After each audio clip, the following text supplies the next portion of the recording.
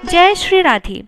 आज के वीडियो में हम आपके लिए लेकर आए हैं पुरुषोत्तम महीने की कहानी। यह कहानी पुरुषोत्तम मास में प्रतिदिन सुननी चाहिए। यदि आपने अधिक मास स्नान किया है तो पूजा करने के बाद ये कहानी जरूर सुने।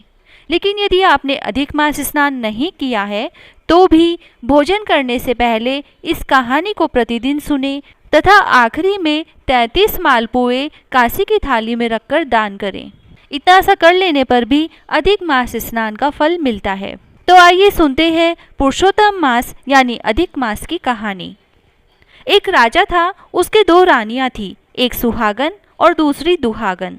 मतलब एक रानी को राजा बहुत प्यार करता था और उसे महलों में रखता था, और दूसरी रानी से ना बोलता था और ना ही प्यार करता था। वह रानी महल के नीचे बने कमरे में रहती थी। बड़ी रानी सोचती थी कि राजा ने दूसरी शादी कर ली है तो मेरा मान सम्मान कम हो जाएगा। इसीलिए बड़ी रानी छोटी रानी के विरुद्ध राजा को भड़काती रहती थी। तो राजा ने छोटी रानी को महल से निकाल दिया था। अब बड़ी रानी बहुत खुश रहती थी। छोटी रानी हमेशा पूजा पाठ, सत्संग, कीर्तन, हवन, व्रत, उपवास, कथा, भागवत आदि धार्मिक कार्य करती रहती थी। यह देखकर बड़ी रानी सोचती थी कि ये सब राजा को वश में करने के लिए करती होगी, इसीलिए वह बहुत चिढ़ती थी। लेकिन राजा को इस बात की जरा भी खबर नहीं लगने देती थी और उसके विपरीत बातें करती रहती थी। एक बार छोटी रानी हमेशा की तरह अधिक मास स्नान कर रही थी।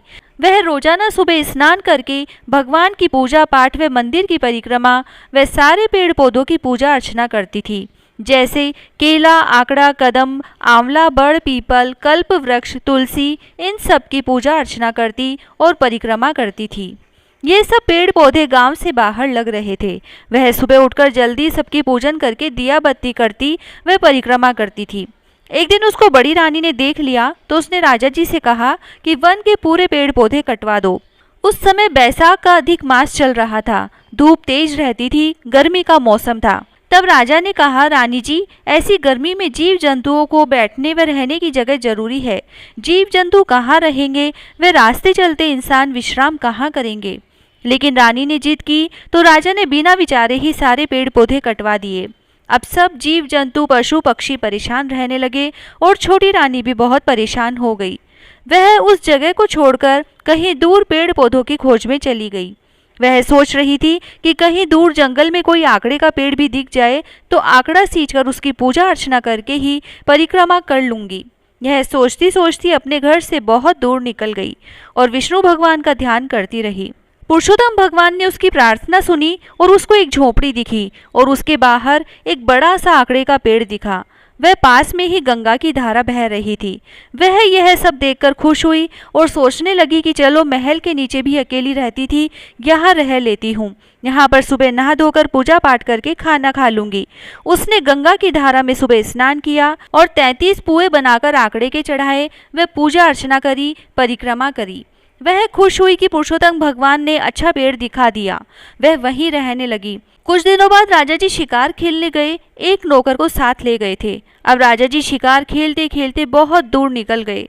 धूप बहुत तेज थी। राजा जी वापस आए तो उनको कहीं भी छाया व पानी नहीं मिला।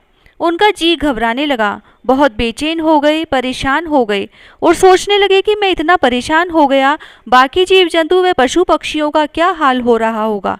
वह बहुत दुखी हो रहे थे और नौकर से कहा कि कहीं दूर तक देखो कि 2 बूंद पानी मिल जाए, वह छोटी सी छाया मिल जाए तो जान बच जाएगी, नहीं तो आज तो जान ही निकल जाएगी।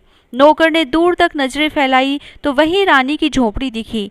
वह राजा को घोड़े पर बैठाकर वहां ले गया और आकड़े की छाया में लिटा दिया और गंगा की धारा में से पानी पिलाया। जो रानी ने पुए चढ़ाए थे वह पुए दोनों ने खाए और जल पीकर आकड़े की छाया में थोड़ी देर विश्राम करके फिर घर के लिए रवाना हुए। राजा जी को आश्चर्य हो रहा था कि इतनी दूर भयानक जंगल में किसने ये पेड़ लगाया और कौन इसकी पूजा करता है। इतने बड़े जंगल में कहीं भी कोई एक भी पेड़ पौधा नजर नहीं आ रहा है। यह तो भगवान का ही चमत्कार है। यह सोचते सोचते राजा घर आ गए और रात को जब सोने गए तो राजा ने यह सारी बात रानी को बताई और कहा कि तुम्हारे कहने से मैंने सारे पेड़ पौधे कटवा दिए, आज तो हमारी जान ही निकल जाती, कहीं भी हमें एक भी पेड़ पौधा विश्राम के लिए नहीं मिला। यह तो कोई भगवान का ही चमत्कार था जो हमें एक आकड़े का पेड़ मिला और वहाँ पर गंगा की धारा मिली, नहीं तो आज हम जीवित घर नहीं आते। राजा ने रानी से पूछा कि तुमने हमारे लिए कोई पूजा पाठ या व्रत उपवास किया था क्या, जिससे हमारी आज जान बच गई। रानी ने कहा कि हमने तो आज तक ऐसा कुछ नहीं किया। राजा मन ही मन सोचने लगे, कहीं छोटी रानी ने हमारे लिए कुछ व्रत उपवास किया होगा, उसे जाकर पूछते हैं। दूसरे दिन राजा छोटी रानी की झोपड़ी में गए तो वह वहां नहीं थी। राजा ने विचार किया कि छोटी रानी कहाँ चली गई। राजा सोच में पड़ गए और नौकरों को खोजने के लिए भेजा। नौकर ढूंढते हुए वहीं जंगल में पहुंचे। वहां छोटी रानी उसी आंकड़े की पूजा कर रही थी। नौकर ने आकर राजा को बताया तो राजा ने सारी बात सुनकर खुद रथ लेकर रानी को लेने पहुंच गए। राजा ने जाते ही रानी के पांव पकड़ लिए और कहा कि हमारी गलती को आप माफ करो और घर चलो। रानी ने राजा को उठाया और कहा कि ये आप क्या कर रहे हैं। राजा ने बताया कि हम तो आपकी वजह से ही जिंदा खड़े हैं, वरना हम तो मर ही जाते। रानी को राजा ने सारी बात बताई और पहले के अत्याचारों की माफी मांगी। राजा रानी को लेकर घर आ गए। पूरी नगरी में जय जयकार हो गई। राजा जी रानी को महल में लाए व बड़ी रानी को देश निकाला दिया और कहा कि तुम खुद भी बुरी थी और हमें भी बुरा बनाती रही। आज तक हम तुम पर विश्वास करते रहे। राजा ने बड़ी रानी को देश निकाला दिया और छोटी रानी को महलों में रखा और फिर राजा के 90वें महीने सुंदर सा राजकुमार हुआ। राजा बहुत खुश हुए। राजा रानी व देशवासी सभी सुख से रहने लगे।